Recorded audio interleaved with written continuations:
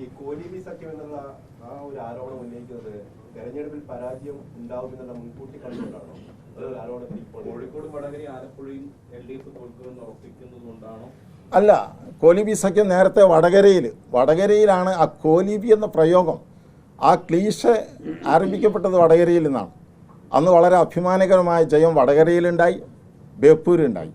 Beypore assembly മണ്ഡലത്തിലും വടകര ലോക്സഭാ മണ്ഡലത്തിലുമായിരുന്നു അത്തരത്തിലുള്ള ഒരു സംയുക്ത ശ്രമം ഉണ്ടായത്. അത് പിന്നീട് പല മണ്ഡലങ്ങളിലും പല തെരഞ്ഞെടുപ്പുകളിലും ഉണ്ടായിട്ടുണ്ട്. ഒരു പരാജയത്തെ മുന്നിൽ കണ്ടുകൊണ്ടല്ല, ഈ കോലീബി സഖ്യം എത്ര കണ്ട് പ്രവർത്തിച്ചോ അത്ര തന്നെ ശക്തമായി ആ മണ്ഡലങ്ങളിലൊക്കെ ഇടതുപക്ഷം അഭിമാനകരമായ ജയം നേടിയിട്ടുണ്ട് എന്നുള്ളതാണ് ചരിത്രം. അതുകൊണ്ട് തന്നെ ഈ തെരഞ്ഞെടുപ്പിലും ആ ചരിത്രം ആവർത്തിക്കും.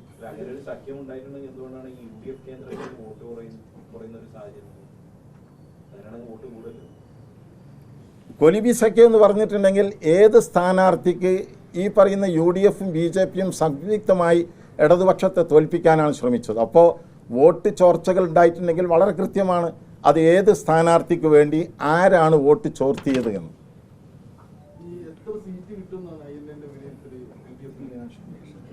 ഞങ്ങൾ അതേ സംബന്ധിച്ച് 20 മണ്ഡലങ്ങളിൽ വിലയിരുത്തിയപ്പോൾ നാഷണൽ ലീഗ് ഒന്നുകൂടെ തെളിച്ച് പറയുന്നു, നാഷണൽ ലീഗിൻ്റെ വിലയിരുത്തൽ ഒരു 12 സീറ്റുകളിലെങ്കിലും ഇടതുപക്ഷ ജനാധിപത്യ മുന്നണി വിജയിക്കും.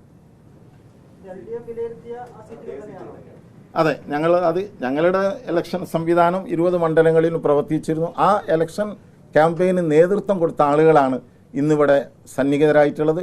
അവരിൽ നിന്നുള്ള റിപ്പോർട്ടുകൾ താഴെക്കടയിൽ നിന്ന് കഴിഞ്ഞ 2-3-4 ദിവസമായി അവർ റിപ്പോർട്ടുകൾ ശേഖരിച്ചു കൊണ്ടിരിക്കുകയായിരുന്നു. വോട്ടുകളുടെ കണക്കുകൾ ബൂത്ത് തലങ്ങളിൽ നിന്ന് ശേഖരിച്ചു വരികയായിരുന്നു. അതാണ് ഇന്ന് സംസ്ഥാന കമ്മിറ്റിയിൽ ആ റിപ്പോർട്ട് വെച്ചത്. അതിൻ്റെ അടിസ്ഥാനത്തിലാണ് 10-ലധികം സീറ്റുകൾ ഞങ്ങൾ പ്രതീക്ഷിക്കുന്നത്. 12ഓളം സീറ്റുകളിൽ ജയിക്കാനുള്ള സാധ്യതയുണ്ട്. ഉണ്ടായിട്ടുണ്ട്. ബൂത്തുകളിൽ പലയിടത്തും BJPക്ക് ബൂത്ത് തല ഏജന്റുമാരോ പ്രവർത്തകന്മാരോ ഉണ്ടായിരുന്നില്ല എന്നതാണ് അതിലൊരു പ്രധാനപ്പെട്ട കാര്യം. പക്ഷേ പ്രാദേശികമായി ലോക്കൽ ബോഡി തെരഞ്ഞെടുപ്പുകളിൽ സജീവമായി ഉണ്ടാവുന്ന അതേ ബൂത്തുകളിൽ തന്നെയാണ് പാർലമെന്റ് ഇലക്ഷനിൽ അവരുടെ അസാന്നിധ്യം പ്രകടമാവുന്നത്.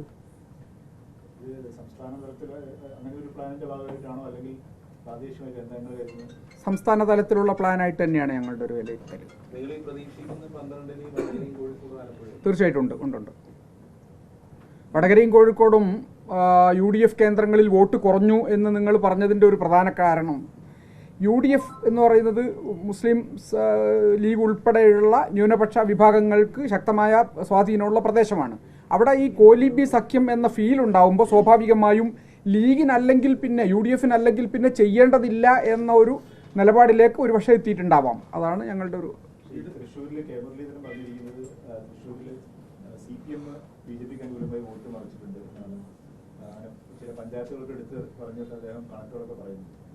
അദ്ദേഹത്തിൻ്റെ കണക്കുകളാണ്. അദ്ദേഹത്തിൻ്റെ കണക്കുകൾ ഈ തെരഞ്ഞെടുപ്പിൽ തെറ്റും. അത് ഇലക്ഷൻ റിസൾട്ടിൽ എല്ലാവർക്കും ബോധ്യപ്പെടുന്ന ഒരു സംഗതിയായിരിക്കും.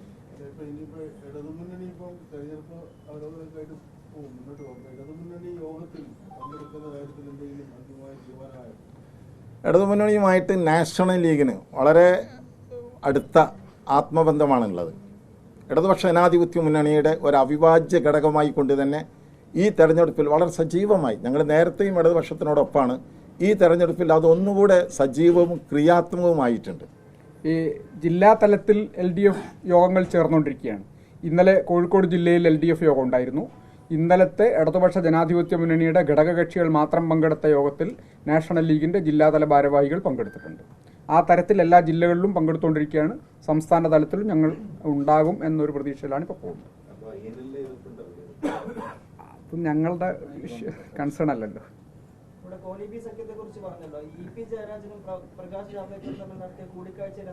അത് CPM പാർട്ടി വിലയിരുത്തുകയും അതേക്കുറിച്ച് അവർ അഭിപ്രായം പറയുകയും ചെയ്തിട്ടുണ്ട്. ഞങ്ങൾ അതിനെക്കുറിച്ച് ഇടപെടേണ്ട കാര്യമില്ല. ചർച്ചകളെന്ന് അംഗീകരിക്കുന്ന ആളുകൾ രാഷ്ട്രീയക്കാരെ തമ്മിൽ കാണാറില്ലേ? എന്നൊക്കെ അറിയാത്ത കാര്യം. അപ്പം അതായത് ഒരു വിഷയവും ഇല്ലാത്തതുകൊണ്ട് ഉയർത്തിക്കൊണ്ടുവന്നതല്ലേ അത്? ഒരു വിഷയം ഇല്ലാത്തതുകൊണ്ട്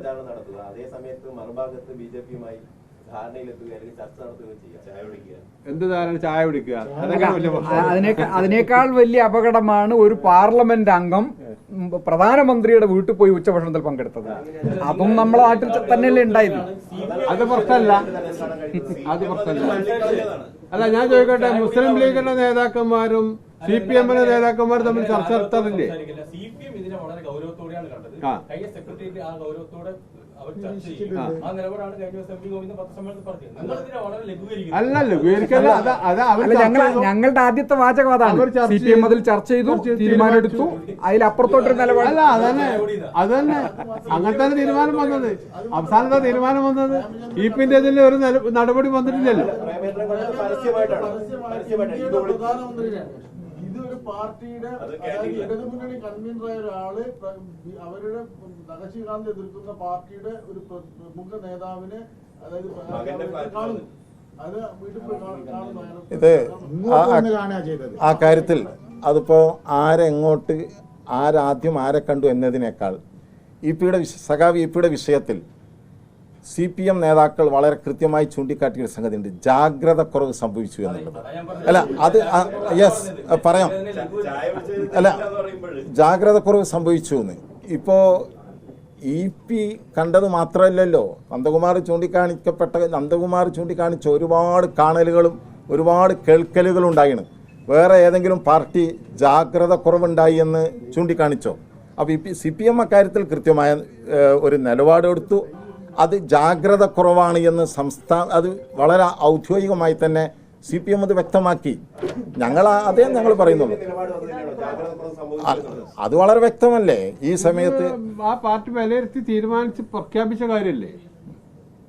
അല്ല, അതന്നെ.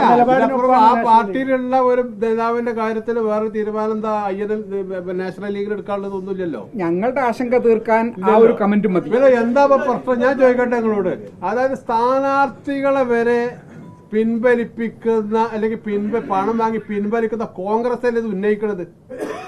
സ്ഥാനാർത്ഥികളെ പണ്ട് നമ്മൾ MLA-മാര് MP വിലക്ക് വാങ്ങിയത്. ഇപ്പൊ സ്ഥാനാർത്ഥികളെ വില പിന്നെ പിൻവലിക്കുന്ന കോൺഗ്രസ് ആണല്ലോ മെയിനായിട്ട് ഇത് ആരോപണം ഉന്നയിക്കുന്നത്. അല്ല, ചെയ്യണ്ട, അത് ചെയ്യണ്ട എന്നുള്ളതല്ലേ ഇടതുപക്ഷം പറഞ്ഞത്. അത് പറഞ്ഞല്ലോ, നമ്മുടെ നിലപാട് പറഞ്ഞു. അത് അതോടുകൂടി അത് പിന്നെ നിങ്ങൾ ആലോചിച്ച് ആലപ്പുഴയിൽ എന്താണ് സംഭവം? INL national league. INL ചോദിച്ചതില് ഒട്ടുമിക്ക ആളുകളും INL എന്ന് പറഞ്ഞാണ് ചോദിക്കുന്നത്. നാഷണൽ ലീഗിന്റെ നിലപാട് ജാഗ്രത കുറവുണ്ടായി എന്ന് മുഖ്യമന്ത്രി ഉൾപ്പെടെയുള്ളവർ പറഞ്ഞതിന്റെ അടിസ്ഥാനത്തിൽ അതേക്കുറിച്ച് വേറെ കമന്റ് വേണ്ട എന്നുള്ളതാണ്. എന്ന് CPM നേതൃത്വം പറഞ്ഞതിന്റെ അടിസ്ഥാനത്തിൽ അതിലപ്പുറത്തോട്ടൊരു കമന്റ് ഞങ്ങളുടേതാണ്. ഞങ്ങൾ പറഞ്ഞു ആവശ്യമില്ലല്ലോ. CPM നിലപാടല്ലേ, ആ നിലപാട് നമ്മൾക്കും പറയുന്നതിൽ എന്താ തയ്യാറുള്ളത്?